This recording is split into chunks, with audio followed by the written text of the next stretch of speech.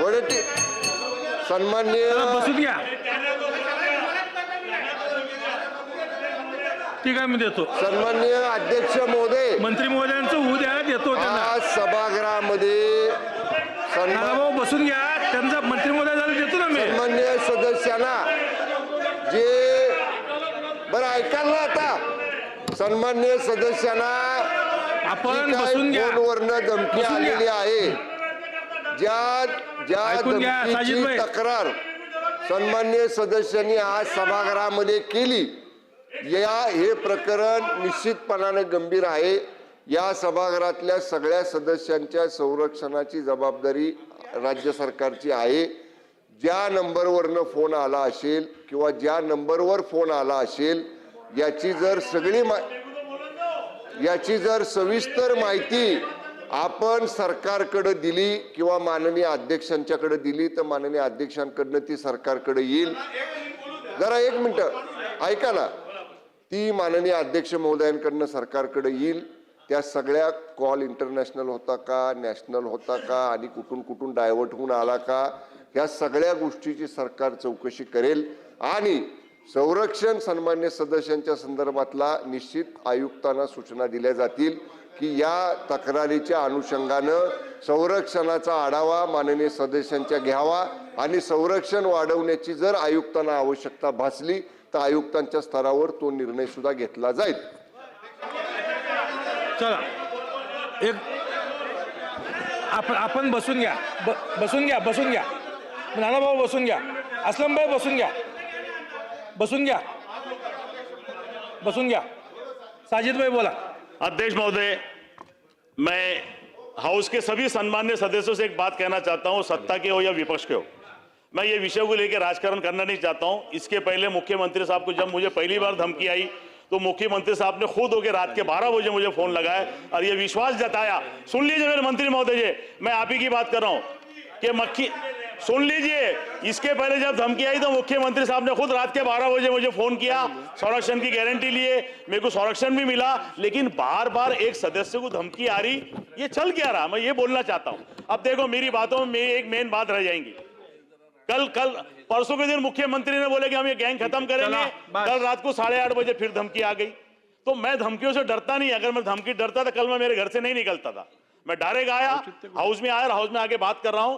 मैं मेरे सदस्य से, मैं मेरे अध्यक्ष से बात करना चाहता हूं कि अध्यक्ष महोदय, कल को खुदा ना खास्ता, बाबा सिद्दीकी के साहब का मर्डर भी उन लोगों ने किया था, कल को खुदा ना खास्ता अगर मेरा मर्डर हो जाता है, कुछ भी हो जाता है, तो मैं ये चाहता हूं कि मेरे मरने से पहले मैंने राजेश्वर मंदिर के लिए जो निधि मांगा था अकोला शहर के लिए, आप वो भव्य मंदिर बना के दे दो. दूसरी बात नहीं, मैं क्लियर टच की बात कर रहा हूं. मैंने पहले कहा मैं राजकारण नहीं कर रहा हूं. मेरे मंत्री महोदय, मेरे को सुरक्षा नहीं चाहिए. मैंने राजेश्वर मंदिर के लिए जो निधि मांगा था, निधि लाओ, ताकि मैं बताना चाहता हूं कि हम लोग प्यार से रहना चाहते हैं. चलो, मेरी आपसे एक विनंती है. आप अच्छा भी रहेंगे और निधि भी अच्छा मिलेगा. अभी बैठ जाओ. चलो, औचित्य.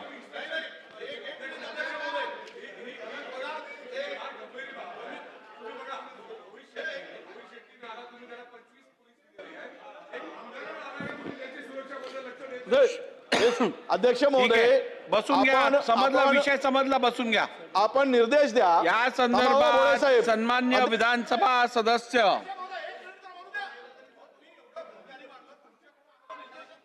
समजला. आता विषय समजला. बसून घ्या. एक मिनिट. अध्यक्ष महोदय, रोहित शेट्टीना 25 गार्ड दिले. आपल्या आपण तिकडे संरक्षण करते आहात. ठीक आहे. आपल्या सदनाचे ते सदस्य आहेत. आपल्याला विनंती आहे ठीक की आहे. पूर्ण सुरक्षा, पुरीची सुरक्षा त्यांना मागच्या वेळी दिले बसा, 2-3 गार्ड, ते पण द्यावेत आणि त्यांची पूर्ण सुरक्षा या करावी. राज्यातील आणि विधानसभा याबरोबर सदस्य असतील, विधान परिषद सदस्य असतील, इतर लोकप्रतिनिधी असतील किंवा सामान्य नागरिक असेल, त्यांच्या सुरक्षेची जबाबदारी संपूर्णपणे शासनाची आहे. शासन निश्चितपणे या विषयात उचित पावलं उचलेल. त्यांचं सिक्युरिटी कव्हरची काय गरज आहे, थ्रेट परसेप्शन काय आहे, याचा संपूर्ण विचार करून शासनाने उचित निर्णय घ्यावा. होय अध्यक्ष महाराज. चला, शेतकरी स्थगन झालं. नाही. ऐका ना आता- जरा, एक मिनिट ऐका. नाही, नाही. शेतकरी, 2 शेतकऱ्यांनी आत्महत्या केल्या अध्यक्ष महोदय. झालं. 2 शेतकऱ्यांनी चला आत्महत्या केल्या. औचित्याचे काही मुद्दे. श्री संजय पुराम, संजय पुराम,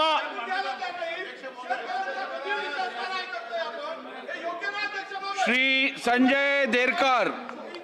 अध्यक्ष महोदय, यवतमाळ जिल्ह्यातील वणी विधानसभा क्षेत्रात वणी, मारेगाव, झरी या तुमचा खान प्रस्ताव प्रभावित घ्यायचा आहे ना? तालुक्यातील जिल्हा परिषद मग हे काय व आहे? शासकीय शाळांमध्ये